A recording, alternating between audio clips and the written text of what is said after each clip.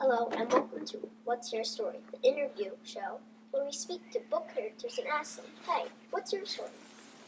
Joining me today are three very special characters, Rumpelstiltskin, Cinderella, and Snow White.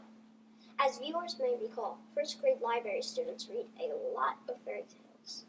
Opinions differ about these three, so we thought we'd let them set the record straight. Cinderella, clearly you're the good character in your story, and your stepmother is evil. First graders want to know why evil isn't punished. Cinderella, what's your story? Well, my life has turned out pretty well. I got to go to the ball, and I ended up with a prince. It's all good. Why would I want to ruin it by being cruel to someone else? I know the feeling when people treat you badly, and I wouldn't wish that to anyone. But what about your stepsisters? I mean, come on, years of doing all of their chores, letting them order you around and laugh at you, and you invite them into the palace and find them husbands? What were you thinking? So it is true. I brought them into the palace and introduced them to a couple of lords. They all seemed quite happy.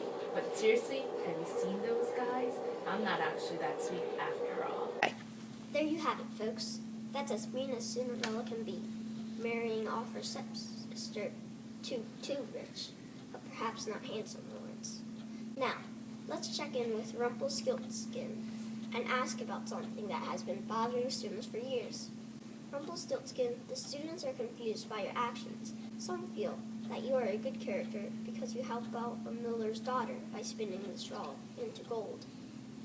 Others feel that you are an evil character because you try to steal her baby. Rumpelstiltskin, what's your story?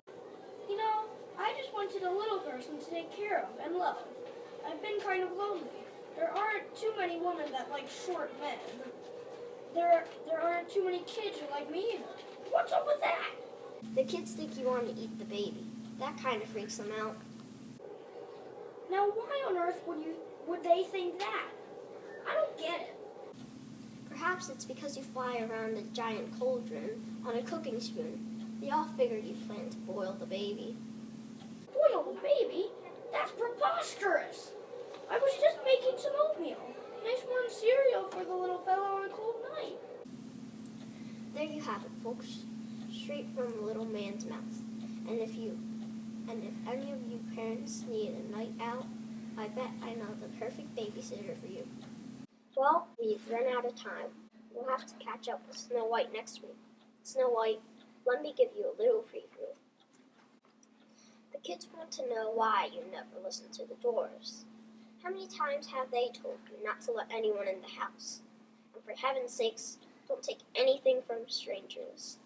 Think about that next week. And Snow White, Apple,